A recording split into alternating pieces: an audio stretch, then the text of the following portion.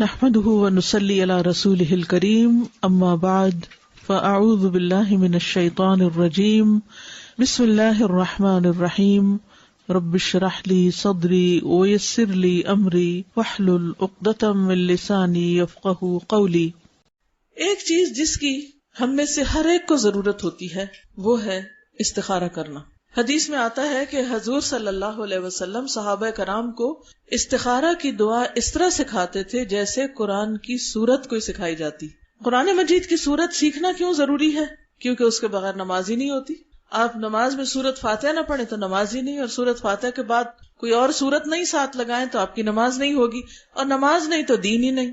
نماز دین کا ستون ہے، نماز دین کی پہچان ہے۔ کوئی شخص اپنے آپ کو مسلمان کیسے کہہ سکتا ہے اگر وہ اللہ تعالیٰ کی یہ بات مانتا ہی نہیں، اس کے آگے جھکتا ہی نہیں، وہ بلائے تو آتا ہی نہیں۔ یہ 5 وقت بلاوا آتا ہے، آؤ اللہ کی طرف، حی علی الصلاۃ، حی علی الفلاح، کتنی مسجدیں پکار رہی ہوتی، آؤ نماز کی طرف، آؤ کامیابی کی طرف۔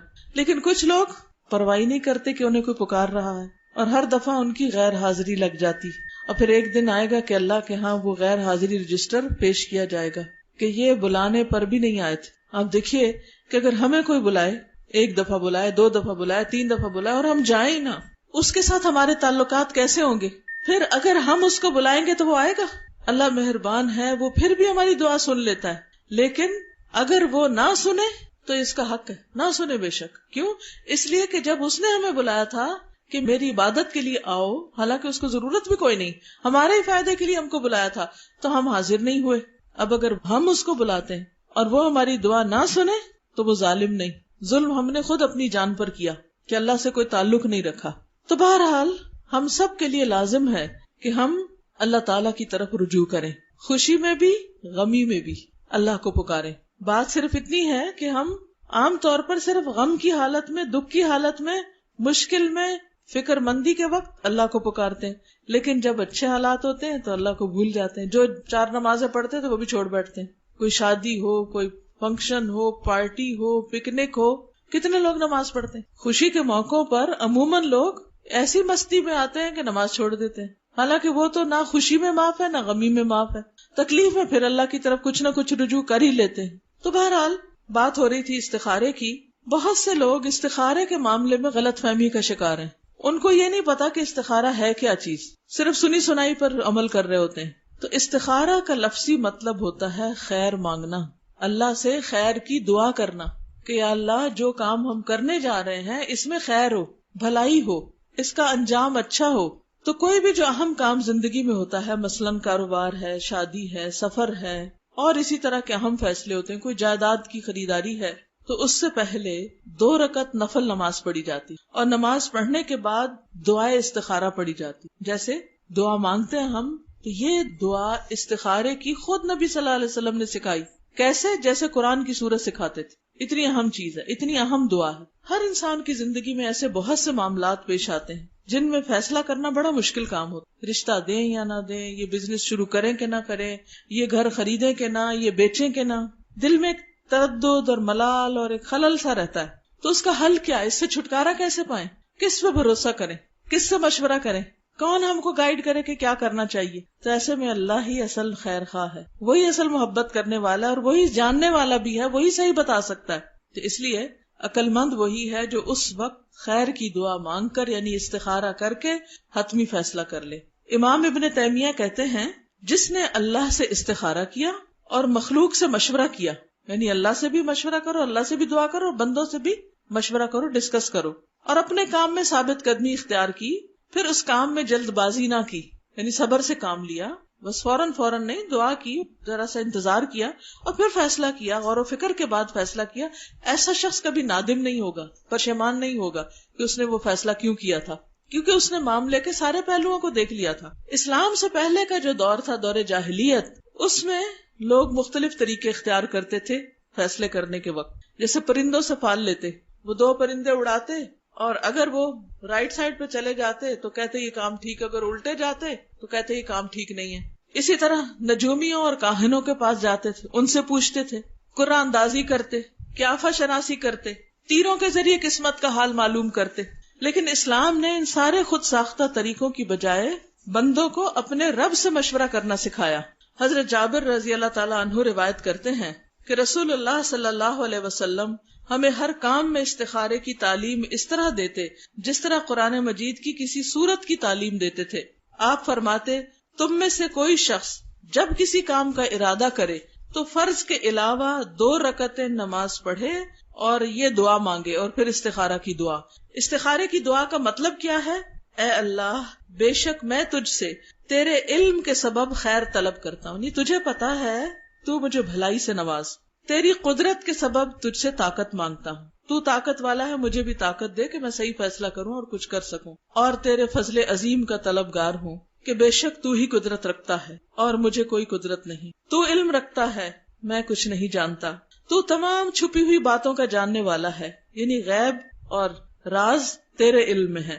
اے اللہ، اگر یہ کام یعنی جس کے لیے میں استخارہ کر رہا ہوں تیرے علم کے مطابق میرے دین، معاش یعنی کاروبار اور کام کے انجام کے اعتبار سے میرے لیے بہتر ہے تو اسے میرے مقدر کر دے، میری قسمت میں کر دے، اور اسے میرے لیے آسان کر دے، پھر اس میں میرے لیے برکت پیدا کر دے، مبارک کر دے، اس کو کوئی رشتہ ہے، کاروبار ہے، اس کو مبارک بنا دے، اور اگر تو جانتا ہے کہ یہ کام میرے دین، معاش یعنی کاروبار اور کام کے انجام سے برا ہے تو اسے مجھ سے دور کر دے اور مجھے بھی اس سے دور کر دے، یعنی پھر میں یہ کام نہ کروں، اور جہاں بھی خیر ہو اسے میرا مقدر بنا دے، پھر مجھے اس پر راضی کر دے، یعنی اگر خیر ادھر ہے تو یہ ہو جائے، یہاں خیر نہیں تو جہاں خیر ہے مجھے ادھر موڑ دے، میرا دل اس طرف کر دے، مجھے وہ راہ دکھا دے۔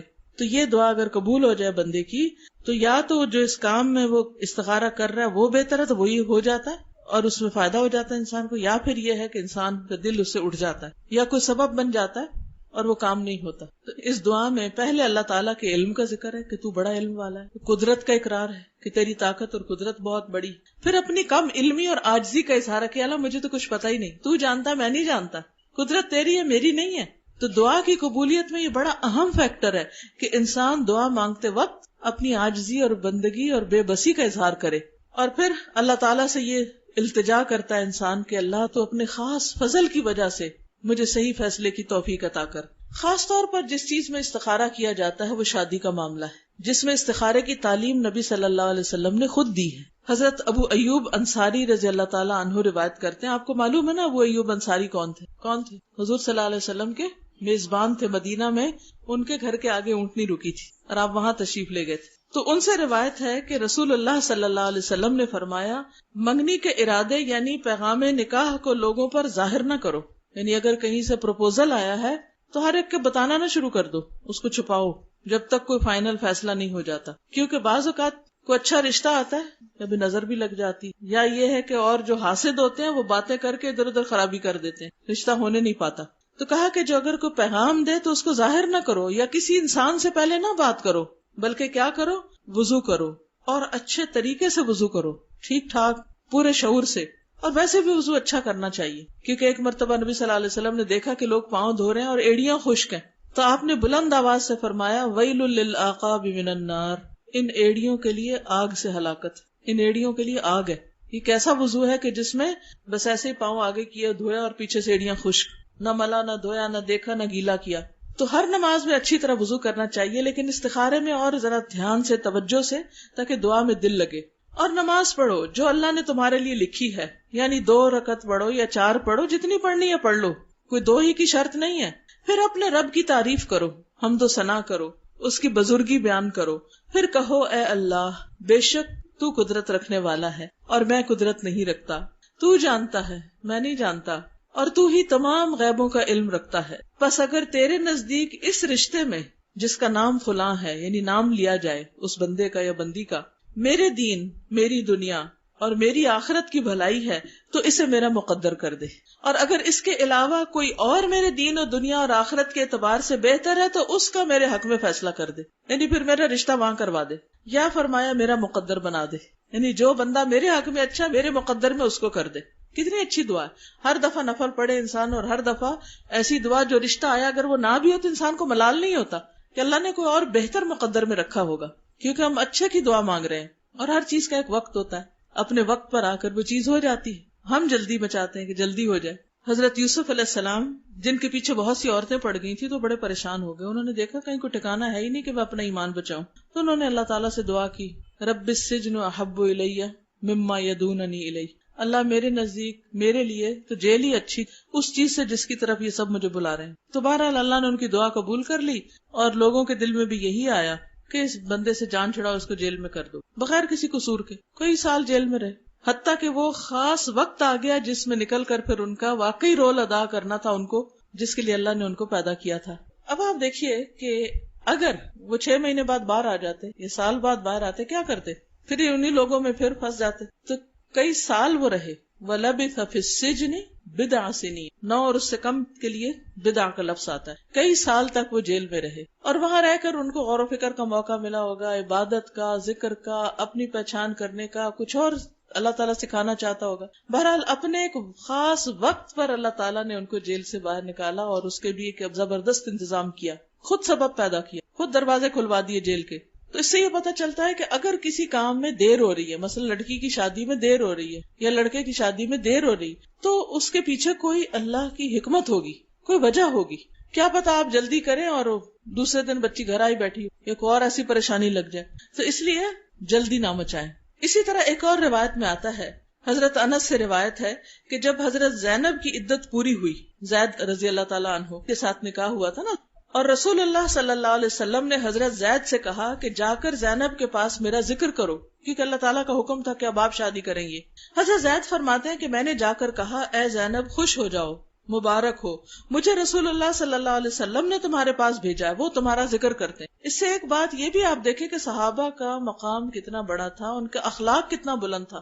یہ وہی شخص ہیں جنہوں نے طلاق دی تھی حضرت زینب کو، نبی صلی اللہ علیہ وسلم انہی کے ذریعے میسج بھیج رہے ہیں. آج تو اگر کسی کو پتا چلے تو وہ وہی ختم کروا دے اور 10 الزام لگا دے. بہرحال زینب خوش ہو جاؤ، مجھے رسول اللہ صلی اللہ علیہ وسلم نے تمہارے پاس بھیجا ہے، وہ تمہارا ذکر کر رہے ہیں، یعنی نکاح کے لیے. تو زینب بولی، میں کچھ فیصلہ نہیں کروں گی یہاں تک کہ میں اپنے رب سے مشورہ کروں. جیسے اوپر کی حدیث میں تھا نا، کسی سے ذکر نہ کرو جب تک استخارہ نہ کرو، کسی بندے سے بھی مشورہ نہ کرو. ہم سارے جہان میں عام کر دیتے ہیں، پھر خیال آتا ہے اچھا بات پکی کرنے سے پہلے استخارہ بھی کر لیتے ہیں، یا کئی لوگ تو پکی کرنے کے بعد استخارہ کر رہے ہوتے ہیں. تو اب یہ زبان ہے، یہ کیا ہے؟ ایک دفعہ ہاں پھر نہ، پھر ہاں، کھیل بنا لیا ہم نے شادی کو بھی. تو بہرحال یہ کہہ کر وہ نماز کے لیے کھڑی ہوگی، فوراً استخارے میں کھڑی ہوگی. حالانکہ پیغام کس کا آیا تھا؟ اللہ کے رسول صلی اللہ علیہ وسلم کا. کیا اس میں بھی کوئی خرابی ہو سکتی تھی؟ بعض اوقات ہم کہتے ہیں لو آبویس ہے، اتنا اچھا لڑکا ہے، اب اس کا کیا استخارہ کرنا، یہ اتنی نیک لڑکی ہے، کیا استخارہ کرنا؟ نہیں، پھر بھی کرو. حضرت زینب حضور صلی اللہ علیہ وسلم کے رشتے پہ استخارہ کر رہی ہیں، اور جواب کیا آیا؟ اور قرآن نازل ہوا.